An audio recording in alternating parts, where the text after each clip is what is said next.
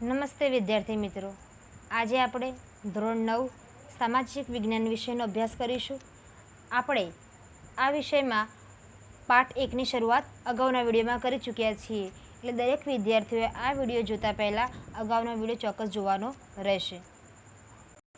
વિદ્યાર્થી મિત્રો, આપણે પાઠ 1 ભારતમાં બ્રિટિશ સત્તાનો ઉદય. ભારતમાં બ્રિટિશરોનું આગમન કઈ રીતે થયું, ક્યાં ક્યાં વેપારી મથકો સ્થપાયા, શા માટે ભારતમાં આવ્યા હતા, કેમ જળમાર્ગ શોધવાની ફરજ પડી, આ દરેક મુદ્દાની ચર્ચા આપણે આ પાઠમાં કરવાની છે. આપણે અગાઉના વિડીયોમાં જોઈ ગયા કે તુર્કસ્તાનમાં આવેલું ઇસ્તંબુલ એટલે કે કોન્સ્ટેન્ટિનોપલ એ ભારત અને યુરોપીય પ્રજા વચ્ચેનું એક કેન્દ્ર સ્થાન હતું કે જેને મુસ્લિમોએ જીતી લેતા 1453માં યુરોપવાસીઓને મરી મસાલાની જે માંગ હતી એને પોષવા માટે નવા જળમાર્ગ શોધવાની ફરજ પડી અને એક ભૌગોલિક સંશોધનના યુગનો પ્રારંભ થયો. એ અનુસાર આપણે એક મુદ્દો પહેલો જોયો હતો, જળમાર્ગની શોધ. એમાંય આપણે જોયું કે કેપ ઓફ ગુડ બ્રુસીની શોધ, ત્યારબાદ અમેરિકાની શોધ અને ભારતના જળમાર્ગની શોધ કોણે કરી હતી 1498માં વાસ્કો દ ગામાએ. ત્યારબાદ ભારતમાં યુરોપીય પ્રજાનું આગમન, જેમાં સૌપ્રથમ ફિરંગી પ્રજા એટલે કે પોર્ટુગીઝ પ્રજા, ત્યારબાદ ડચ એટલે કે વલંદાઓ અને ડેનમાર્કની ડેનિશ પ્રજા ભારતમાં વારસાથી આકર્ષાઈને અહીંયા આવી હતી, વેપારી મથકો સ્થાપ્યા હતા. ત્યારબાદ રાણી એલિઝાબેથે 1408માં પરવાનગી આપતા બ્રિટિશ ઈસ્ટ ઇન્ડિયા કંપની ભારતમાં વેપાર કરવા માટે આવી છે. ત્યારબાદ ફ્રેન્ચ ઈસ્ટ ઇન્ડિયા કંપની પણ અહીંયા વેપાર મથક માટે આવે છે. ત્યારે બે કંપની વચ્ચે કર્ણાટક વિગ્રહ થાય છે અને તેમાં ફ્રેન્ચ ઈસ્ટ ઇન્ડિયા કંપની હારી જતા બ્રિટિશ ઈસ્ટ ઇન્ડિયા કંપનીનો પાયો ભારતમાં બહુ જ મજબૂત બની જાય છે. ત્યારબાદ આપણે જોયું પ્લાસીનું યુદ્ધ અને બક્સરનું યુદ્ધ. એમાં આપણે જોયું કે રોબર્ટ ક્લાઇવની આગેવાની હેઠળ દગાખોરીના પ્રયાસથી તેણે પ્લાસીના યુદ્ધમાં બહુ મહત્ત્વનો ભાગ ભજવીને પશ્ચિમ બંગાળમાં પણ પોતાની વેપારી સત્તાઓ અને 24 પરગણાની જામીન મેળવી ચૂક્યો હતો. ત્યારબાદ બક્સરના યુદ્ધમાં પણ મીર કાસિમ જે સિરાજુદ્દૌલાનો સેનાપતિ હતો તેના દગાખોરીના પરિણામે અવધ અને પૂર્વના કેટલાક ભાગોમાં પણ એટલે કે પશ્ચિમ બંગાળથી લઈને ઉત્તરના ભાગોમાં પણ બ્રિટિશ ઈસ્ટ ઇન્ડિયા કંપનીએ પોતાનો વેપારી સત્તાનો પાયો નાખી ચૂક્યો હતો. ત્યાં સુધીની ચર્ચા આપણે અગાઉના વિડીયોમાં કરી ચૂક્યા છીએ. હવે પાઠ આપણે આગળ જોઈએ. હવેનો જે મુદ્દો આપણે જોવાનો છે તે કંપની શાસનનો વિકાસ. બહુ જ મહત્ત્વનો મુદ્દો છે આ પાઠમાં, જેમાં મરાઠા સલ્તનત હેઠળ અંગ્રેજોની જે દગાખોરીની નીતિઓ વ્યાપી હતી એનો મરાઠા સત્તાએ અને મુગલ સામ્રાજ્યએ કઈ નીતિથી વિરોધ કર્યો હતો અને કઈ રીતે એનો સામનો કર્યો તેની વિસ્તૃત ચર્ચા આપણે હવે કરીશું. તો અંગ્રેજ સરકારે નિયામક ધારો 1773માં પ્રસાર કર્યો. આ કાયદા મુજબ બંગાળના ગવર્નરને ગવર્નર જનરલ બનાવી કંપનીના વ્યાપારી અને રાજકીય હિતો તથા પ્રવૃત્તિઓને તેના સીધા અંકુશ નીચે મૂક્યા અને એની નીચે મુંબઈ મદ્રાસના ગવર્નર અને એની કાઉન્સિલને મૂકવામાં આવી. આ રીતે વોરન હેસ્ટિંગ્સ ભારતનો પ્રથમ ગવર્નર જનરલ બન્યો. તમારે દરેકે આ મુદ્દો ખાસ નોંધવાનો છે. કોણ બન્યું હતું ભારતનું પ્રથમ ગવર્નર જનરલ?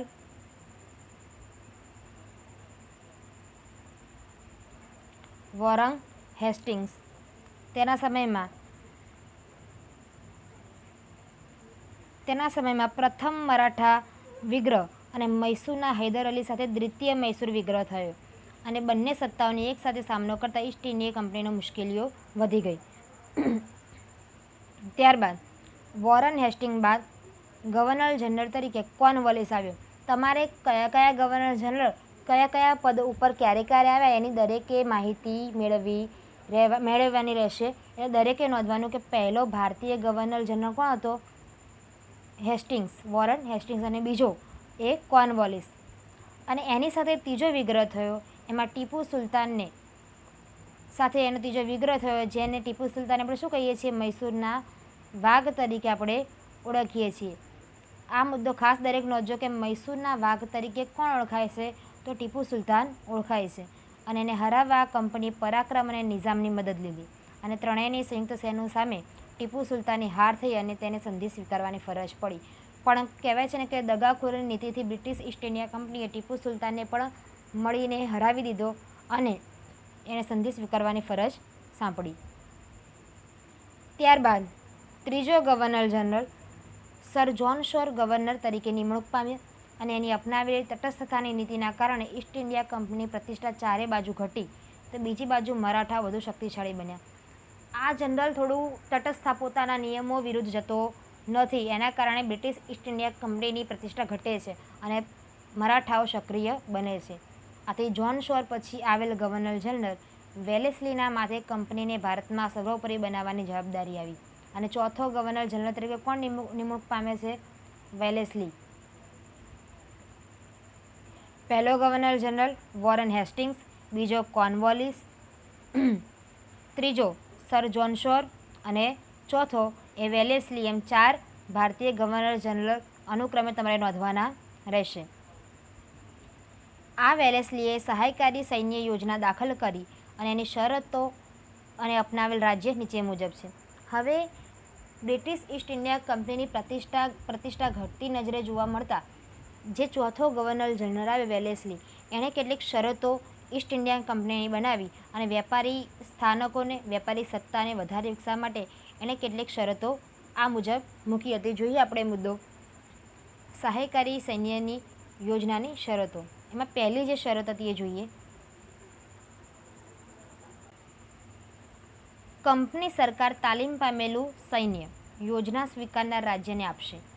આ સૈન્ય રાજ્યના આંતરિક અને બાહ્ય આક્રમણથી રાજ્યનું રક્ષણ કરશે.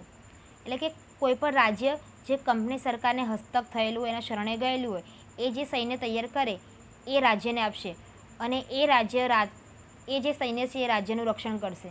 બીજું એની જે શરત છે તે કે એના બદલામાં યોજના સ્વીકારનાર રાજાઓએ લશ્કરી ખર્ચ અથવા એટલી આવક ધરાવતો પ્રદેશ આપો. જો પાછું આ કોણ સ્વીકારી શકશે કે જે રાજાઓને આ સૈન્ય જોઈતું હોય તો એ લોકોએ શું આપવાનું? પોતાની આવક ધરાવતો કોઈ પ્રદેશ આપી દેવાનો અથવા પોતાનો લશ્કરનો ખર્ચ આપવાનો. ત્રીજું, કંપનીની પરવાનગી વિના રાજ્ય અન્ય રાજ્ય સાથે યુદ્ધ કે સંધિ નહીં કરી શકે અને જ્યાં સુધી આ કઈ company British East India company એ પરવાનગી ના આપે ત્યાં સુધી કોઈ પણ રાજ્ય બીજા રાજ્ય સાથે યુદ્ધ કે સમાધાન કે સંધિ નહીં કરી શકે. ચોથી શરત, રાજ્યના દરબારમાં એક અંગ્રેજ પ્રતિનિધિ રાખવો. આ બહુ જ ભૂલ ભરેલી એની નીતિ છે કે જેમાં એની કહેવાય ને કે વિસ્તારવાદની નીતિ સ્પષ્ટ જણાઈ આવે છે. અંગ્રેજ પ્રતિનિધિ રાખવાનો અર્થ શું? કે પોતાના જે તે રાજ્યમાં અંગ્રેજ પ્રતિનિધિ હોય તો તે રાજ્યની જે તે તમામ ગુપ્ત અગુપ્ત દરેક વાતો એ કંપની સુધી પહોંચાડતો રહે અને જ્યારે પણ રાજ્ય નબળું પડતું જણાય ત્યારે ઈસ્ટ ઇન્ડિયા કંપની તેની ઉપર પોતાનો પરવાનો જમાવી શકે એ માટેની એક ચાલ અહીંયા દેખાઈ આવે છે. ત્યાર પછીનું જોઈએ, અન્ય વિદેશીને પોતાના રાજ્યમાં નોકરીએ રાખવો નહીં. કેમ કે જો અન્ય વિદેશીને રાખશે તો એ એની આ કૂટનીતિને પારખી જશે. એ ન થાય એ માટે કોઈને રાખવાની ના પાડે છે. આમ કંપની શાસનની સહાયકારી સૈન્યની આ 5 શરતો વેલેસ્લીએ જાહેર કરી હતી અને એને કોણે અપનાવી હતી? તો નિઝામ, મૈસૂર, અવધ એટલે કે હાલનું અયોધ્યા, ગાયકવાડ, સિંધિયા, ભોંસલે અને હોલકર આવા રાજ્યોએ, શાસકોએ આ સહાયકારી સૈન્ય યોજનાની શરતો સ્વીકારી હતી. જોઈએ એના પછી, મોટા ભાગે બ્રિટિશ ઈસ્ટ ઇન્ડિયા કંપનીએ ભારતીય રજવાડાઓને, ભારતીય રાજ્યોને પોતાની જાળમાં ફસાવવાનું આ એક કાવતરું તરીકે સાબિત થાય છે અને આ યોજનાને એક મીઠા ઝેર સમાન હતી. બહુ જ પૂછાય છે તમારે આ મુદ્દો કે મીઠા ઝેર સમાનની યોજના કઈ હતી? તો મીઠા ઝેર સમાનની યોજના વેલેસ્લીની સહાયકારી યોજના હતી. કયો ગવર્નર જનરલ હતો? એ ચોથો. વેલેસ્લીએ ઘણા પ્રદેશો ઈસ્ટ ઇન્ડિયા કંપનીમાં આ યોજના દ્વારા સામેલ કરી દીધા. ગવર્નર જનરલ વેલેસ્લીએ ટીપુ સુલતાને સહાયકારી યોજના સ્વીકારવાનું જણાવ્યું, જેનો ટીપુ સુલતાને ઇનકાર કર્યો અને યોજનાની સ્વીકારનો ઇનકાર થતાં કંપનીએ નિઝામનો સાથ મેળવી મૈસૂર ઉપર 1799માં આક્રમણ કર્યું અને આ ચોથા મૈસૂર વિગ્રહ દરમિયાન ટીપુ સુલતાન અંગ્રેજો સામે લડતા મૃત્યુ પામ્યો. ત્રીજા મૈસૂર વિગ્રહમાં ટીપુ સુલતાનની હાર થઈ અને એને સંધિ સ્વીકારી, પણ સહાયકારી યોજનાનો સ્વીકાર ન કરતા એની સામે યુદ્ધ છેડાતા એ યુદ્ધમાં અંતે મૃત્યુ પામે છે. એટલે એને મૈસૂરના વાઘ તરીકે પણ આપણે ઓળખીએ છીએ. વેલેસ્લી બાદ ભારતમાં ગવર્નર જનરલ તરીકે હેસ્ટિંગ આવ્યો. કયો ગવર્નર જનરલ થયો? આ 5મો.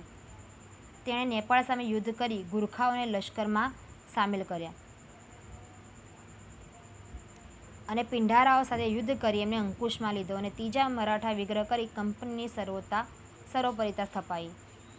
ત્યારબાદ વિલિયમ બેન્ટિંગ છઠ્ઠો ગવર્નર જનરલ ભારતમાં અગાઉના ગવર્નર જનરલની સરખામણીમાં ઉદાર ગવર્નર જનરલ તરીકે ઓળખાય છે. એની નીતિ બહુ જો કહેવાય ને કે સમાનતાવાદી, સામ્યતાવાદી અને ઉદારતાવાદી હતી, એટલે એને ઉદાર ગવર્નર જનરલ તરીકે ઓળખાય છે. કયા નંબરનો ગવર્નર જનરલ છે આ? છઠ્ઠો. પ્રશ્ન પૂછાય છે કે ઉદાર ગવર્નર જનરલ તરીકે કયો ગવર્નર જનરલ ઓળખાય છે? તો વિલિયમ બેન્ટિંક એ ભારતનો ઉદાર ગવર્નર જનરલ તરીકે ઓળખાય છે.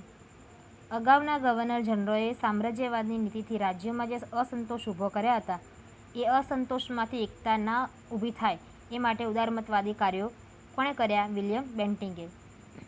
અને એના બાદ ગવર્નર જનરલ તરીકે ડેલહાઉસી આવ્યો 1848માં. દરેક ગવર્નર જનરલની સરખામણીમાં આ ગવર્નર ઉગ્ર સામ્રાજ્યવાદી માનસ ધરાવતો હતો અને સામ્રાજ્યવાદી નીતિ. સામ્રાજ્યવાદનો અર્થ શું થશે? કે પોતાનું સામ્રાજ્ય, પોતાની સત્તા વધારવી, એટલે કે વિસ્તાર વધારવો, સ્થળો પ્રાપ્ત કરવા, સત્તા વધારવી. તો એવી નીતિ કોની હતી વધારે? ભારતનો ગવર્નર ડેલહાઉસીની, જે 1848માં ભારતમાં આવે છે. એ પોતાની નીતિને પોષવા અને કંપનીનો રાજ્ય વિસ્તાર વધારવા જીત, જપ્તી અને ખાલસા નીતિ અપનાવી. વેલેસ્લીની કઈ યોજના હતી? સહાયકારી સૈન્યની યોજના. એના દ્વારા એણે ઘણા રાજ્યો મેળવ્યા.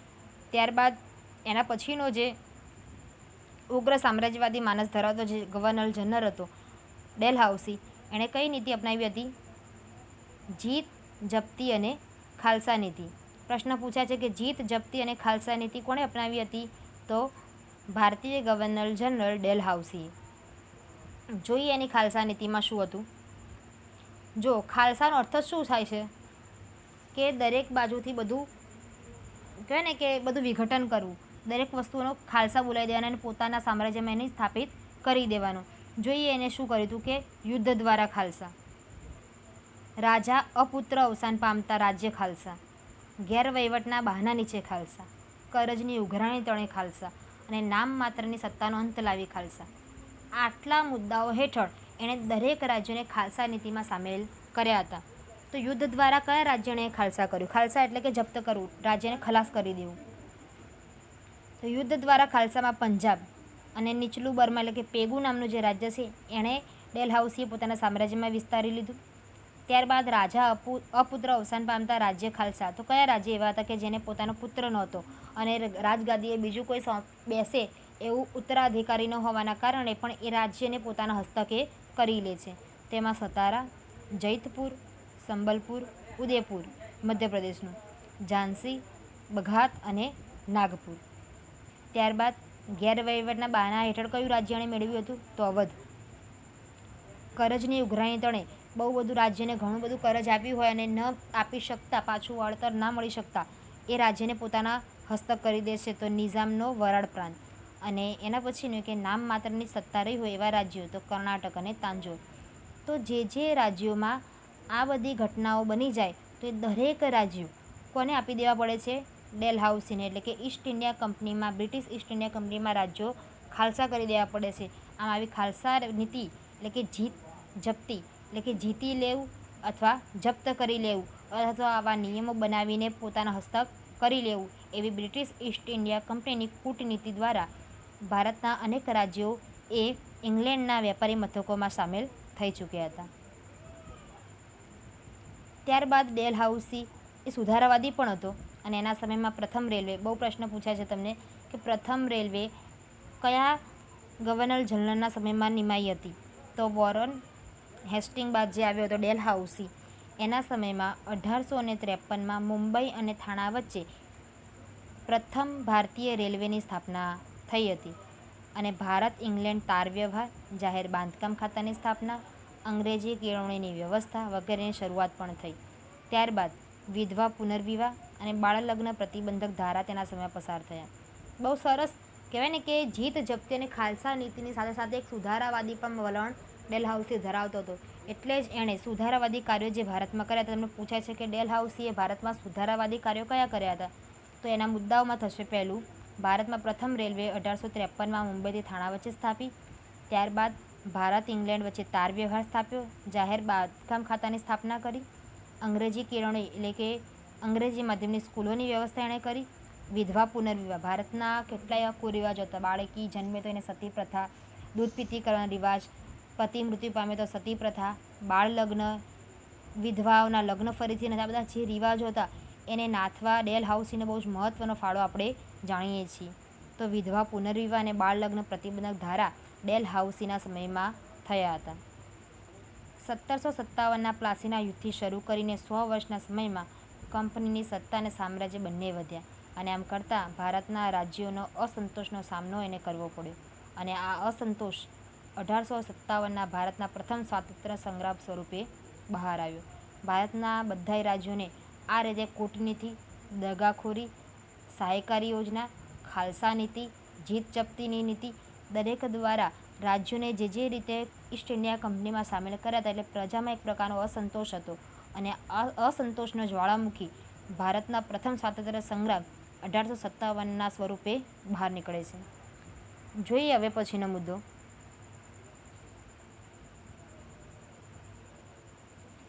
કંપની શાસનની આર્થિક અસરો.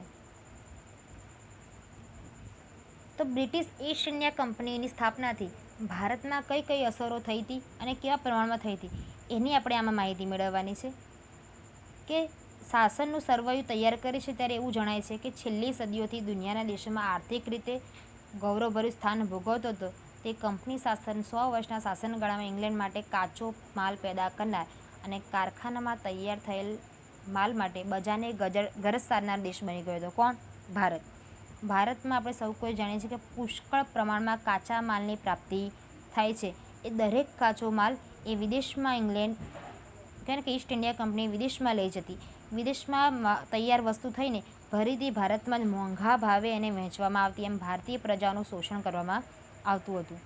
બંગાળ એ સુતરાઉ કાપડ, કાચું રેશમ, ખાંડ, શણ, મલમલની નિકાસ કરતું 1708થી 1756 દરમિયાન. પરંતુ દ્વિમુખી શાસન પદ્ધતિ બાદ બંગાળની આર્થિક ચમક પણ ઝાંખી પડી ગઈ. આમ કંપનીની અન્યાયી મહેસૂલી નીતિથી ભારતનો ખેડૂત પાયમાલ અને દેવાદાર બન્યો. અંગ્રેજ સરકારે ઇંગ્લેન્ડના ઉદ્યોગોને વિકસાવવા ભારતના કાપડ ઉદ્યોગ પર અન્યાયી જકાત નાખી. જકાત એટલે કે વેરો.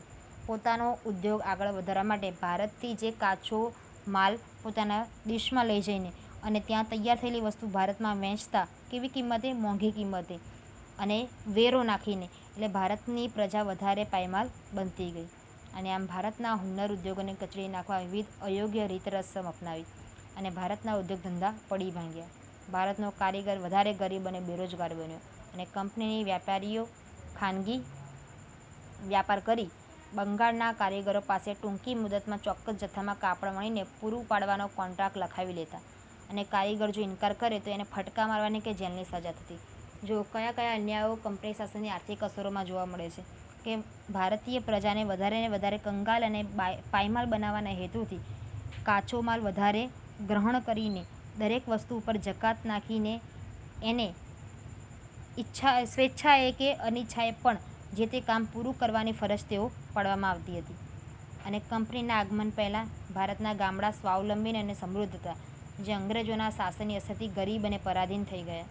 અને ઈસ્ટ ઇન્ડિયા કંપનીના શાસનકાળમાં ભારતમાં મુંબઈ થાણા વચ્ચે પ્રથમ રેલવે, ઇંગ્લેન્ડ ભારત વચ્ચે આગબોટ સેવાની શરૂઆત અને મુંબઈ, મદ્રાસ અને કોલકાતા જેવા મહાબંદરોનો વિકાસ પણ એની સાથે સાથે થતો જોવા મળે છે, કે જે સુધારાના અભિગમ તરીકે આપણે ઓળખીએ છીએ.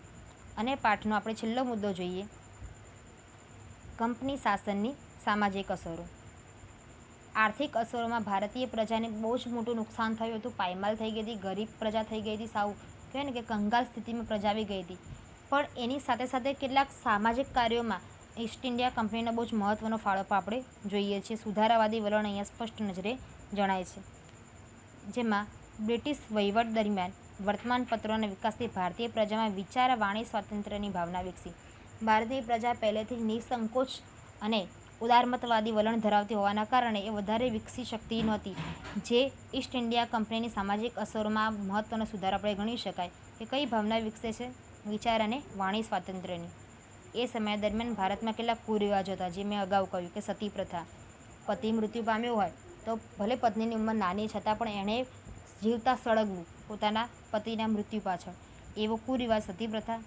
પુત્રીને દૂધ પીતી કરવાનો રિવાજ. બાળકી જન્મે એટલે એક મોટા વાસણમાં ગરમ દૂધ ઉકાળીને એમાં બાળકીને અંદર મૂકી દેવી, એને મારી નાખવી, એટલે કે દૂધ પીતી કરવાનો રિવાજ. ત્યારબાદ બાળલગ્ન વગેરે જે કુરિવાજો હતા એ અંગ્રેજોના સંપર્કથી, જે બહુ જ મહત્ત્વનું નામ છે અહીંયા દરેક વિદ્યાર્થીએ નોંધી લેશે, રાજા રામમોહન રાય, દુર્ગારામ મહેતા અને બૈરામજી બલવારી. આ જે 3 વ્યક્તિઓ છે, જે મહાનુભાવો છે, એના સંપર્કથી એ લોકો અંગ્રેજોના સંપર્કમાં આવ્યા અને પોતાની વિચારશક્તિ ખેલવીને ભારતને આ કુરિવાજોથી દૂર કરવામાં બહુ જ મહત્ત્વના કાયદા બનાવ્યા હતા. એમાં મહત્ત્વનું નામ છે રાજા રામમોહન રાય. ભારતમાં વહીવટી માળખાનું અંગ્રેજીકરણ થતાં અંગ્રેજી જાણનાર લોકોની જરૂર ઊભી થઈ અને પરિણામે મેકોલેના પ્રયત્નોથી અંગ્રેજી શિક્ષણ આપવાનો પ્રારંભ થયો. કોના પ્રયત્નથી? મેકોલે, અંગ્રેજી ગવર્નર જનરલ હતો. એના પ્રયત્નથી ભારતમાં અંગ્રેજી શિક્ષણનો પ્રારંભ થયો. પૂછાય છે કે ભારતમાં અંગ્રેજી શિક્ષણનો પ્રારંભ કોના પ્રયત્નથી થયો હતો? તો મેકોલેના. ત્યારબાદ ચાર્લ્સ વુડની ભલામણથી મુંબઈ, મદ્રાસ અને કોલકાતામાં યુનિવર્સિટીની સ્થાપના થઈ. આપણે એ વસ્તુનું બહુ જ મહત્ત્વમાં કહેવાય ને કે આમ ધ્યાનમાં લેવું જોઈએ કે ભારતમાં આવીને વસવાટ કરી ચૂકેલા બ્રિટિશરો કે જેમણે ભારતને દરેક રીતે કહેવાય ને કે કાંગલી કે કહેવાય પરાધીન બનાવી હતી, પણ એની સાથે સાથે જે કુરિવાજો હતા કે જે શિક્ષણનો અભાવ હતો એ દરેક વસ્તુની પણ એમણે દૂર કરીને ભારતમાં વિકાસના, સુધારાના દરેક કામો પણ એમણે જોડે જોડે કર્યા હતા. અને આમ અંગ્રેજી શિક્ષણના કારણે ભારતમાં અંગ્રેજી જાણનારનો વર્ગ ઊભો થયો અને સમય જતાં સુધારાવાદી માગણીઓ કરી સુધારાની પ્રક્રિયાને વેગ આપવામાં આવ્યો. આમ આપણે પાઠ 1માં જોયું કે ભારતની સમૃદ્ધિ અને વેપારથી આકર્ષાઈને ભારતમાં ઈસ્ટ ઇન્ડિયા કંપની આવી હતી અને એના કારણે આ રાજકીય, આર્થિક, સામાજિક, સાંસ્કૃતિક ક્ષેત્રે સારી નરસી બધી જ અસર ઊભી થઈ. ભારત જેટલો પરાધીન બનતો ગયો એટલો સુધારાવાદી પણ બનતો ગયો છે એની પ્રજામાં. અને કંપનીએ ભારતના ભોગે ઇંગ્લેન્ડને સમૃદ્ધ કરવાની નીતિ અપનાવી. ભારતને પાયમાલ બનાવીને પોતાના દેશને આગળ વધારવાની જે અંગ્રેજોની નીતિ હતી એ એણે અપનાવી, એ પણ આપણે જોયું. અને ભારતમાં આવી પોતાના લાભ માટે જે વ્યવસ્થામાં સંસ્થાનગત સુધારા કર્યા તેનાથી ભારતે પરોક્ષ રીતે પાઠમાં કરી ચૂક્યા છીએ. વિદ્યાર્થી મિત્રો, તમારે પાઠ પછી સ્વાધ્યાય દરેક વિદ્યાર્થીએ લખવાનું રહેશે અને દરેકના સવિસ્તાર જવાબો સુવાચ્યની નોટબુકમાં કરવાના રહેશે દરેક વિદ્યાર્થીઓએ. તો આધાર રાખું છું કે દરેક વિદ્યાર્થીઓને પાઠમાં સમજૂતી મળી રહી હશે. આભાર.